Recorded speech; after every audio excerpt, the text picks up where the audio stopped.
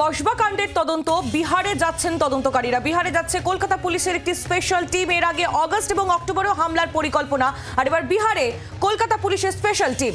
কথা বলবো, বিক্রম দাস রয়েছে আমাদের সঙ্গে সরাসরি, আমাদের প্রতিনিধি। বিক্রম, বিহার যোগ সেটা ক্রমশ যত তথ্য উঠে আসছে সেই যোগটা আরো নিবিড় হচ্ছে, আর এবার কলকাতা পুলিশের স্পেশাল টিম তারা বিহারে যাচ্ছে।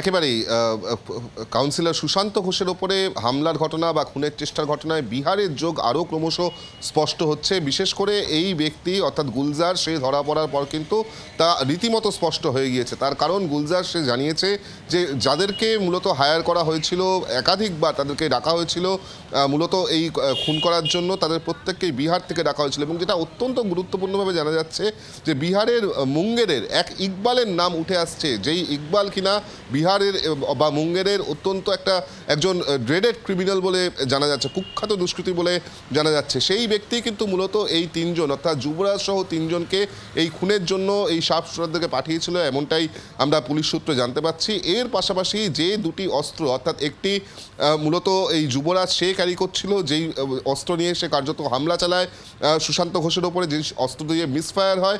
অপরদিকে যেই ব্যক্তি স্কুটারে করে নিয়ে যাচ্ছিল যুবরাজকে, তার কাছেও কিন্তু একটি পিস্টল এবং কার্তুজ ছিল, এমনটাই জানা যাচ্ছে। এবং মূলত খুনের উদ্দেশ্যেই এই দুজনকে পাঠানো হয়েছিল, কিন্তু মিসফায়ার হওয়ায় তারা সেখান থেকে চম্পট দেওয়ার চেষ্টা করে।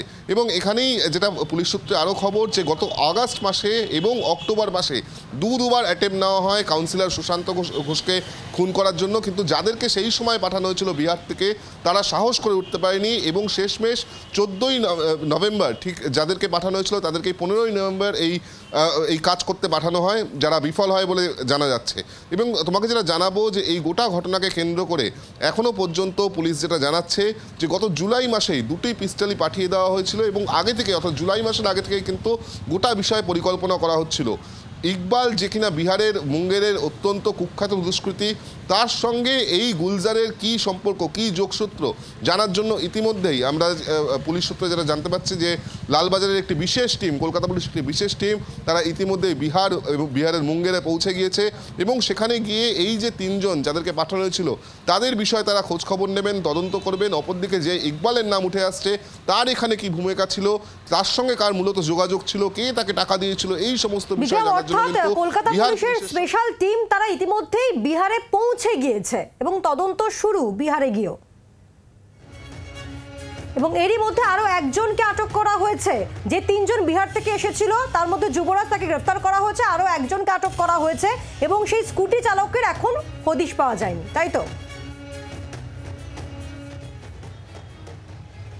একেবারেই তাই। তোমাকে যেটা জানাবো, যে এখনো পর্যন্ত যে তিনজনকে গ্রেফতার করা হয়েছে তার মধ্যে একজন গুলজার, যিনি অন্যতম চক্রী, একজন যুবরাজ, যিনি সাপ শুটার খুন করতে এসেছিল, কার্যত বন্দুক উঁচিয়ে দেখা গিয়েছিল যাকে সিসিটিভিতে, এবং তৃতীয় ব্যক্তি সে হলো ট্যাক্সি চালক। যেটা আমরা জানতে পারছি, চতুর্থ একজন, তাকেও কিন্তু আটক করা হয়েছে পুলিশের তরফ থেকে। সে কে?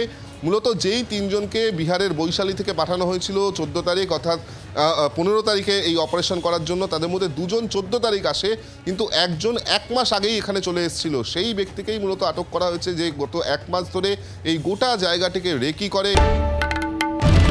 বাংলার আওয়াজ, বাঙালির আবেগ, জি 24 ঘন্টা।